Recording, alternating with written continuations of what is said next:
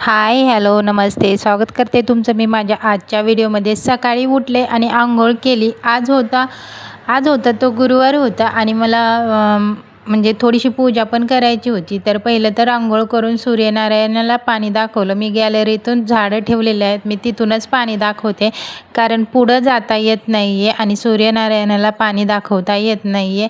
तर सूर्याला पाणी चढवून देवाला अगरबत्ती वगैरे लावली आणि नंतर मग मी पूजा वगैरे केली. आज मला घरात भरपूर कामं होते आणि काही शूट पण करायचं होतं साड्यांचं. त्यासाठी माझ्याकडे खूप कमी वेळ होता आणि कामं जास्त होते.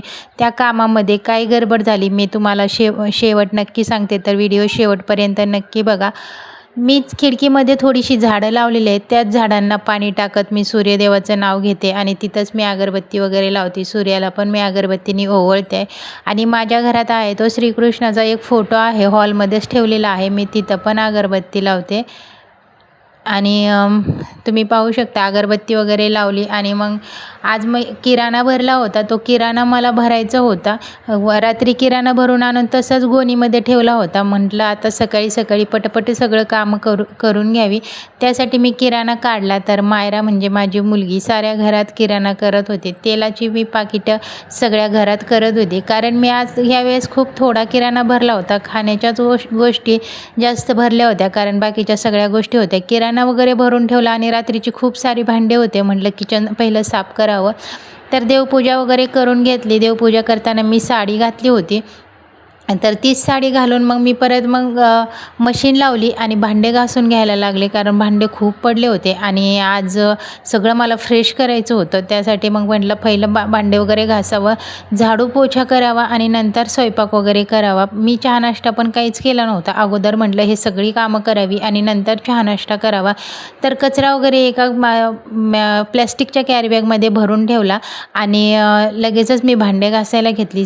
भांडे म्हणजे खूप होते आणि वरून माझं बेसिन पण लॉक झालेलं आहे, त्यासाठी कमी पाणी जातं. त्यासाठी मला भांडे घासायला पण खूप वेळ गेला. पदर खोचला आणि भांडे घासायला लागले. भांडे घासताना मी पहिल्यांदा साडीत भांडे घासत होते, म्हणजे साडी घालून मी पहिल्यांदा भांडे घासत होते. तर मला साडीमध्ये बिलकुलसुद्धा काम होत नाही आहे, पण म्हटलं चला आता घातलीच आहे साडी आणि आज देवपूजा पण करायची आहे, आज उपवास पण पकडला आहे, तर म्हटलं दिवसभर साडी ठेवावी. पण मला साडीमध्ये बिलकुल कम्फर्टेबल वाटत नाही. पदर खोचायची, काढायची, असं करत करत मी भांडे वगैरे सगळे पूर्ण घासले. भांडे घासताना मला घासणीसुद्धा लागली, तरी पण कसं आता भांडे ही बायकांचं कामच असतं. तर भांडे वगैरे घासलं आणि किचन पण घासलं. किचन पण खूप घाण झालं होतं, म्हटलं किचन पण घासून घ्यावं.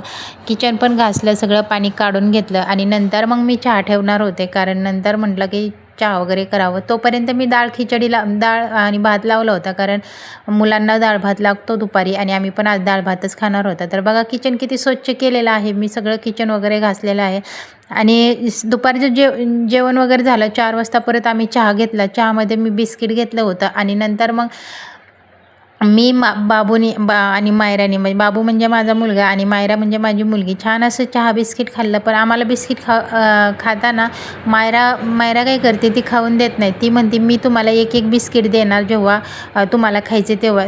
बिस्किट वगैरे खाल्ल्यानंतर मला करायचं होतं साडीचं शूट. तर ही साडी आहे ती 1600 रुपयाची साडी आहे आणि फक्त ही रेडीमेड साडी आहे, म्हणजे आपण ड्रेससारखं सुद्धा घालू शकतो. रेडीमेड ब्लाऊज आणि रेडीमेड साडी आहे. आणि हे जे तुम्ही गळ्यातलं पाहताय ते मला माझ्या जावेने गिफ्ट केलं होतं.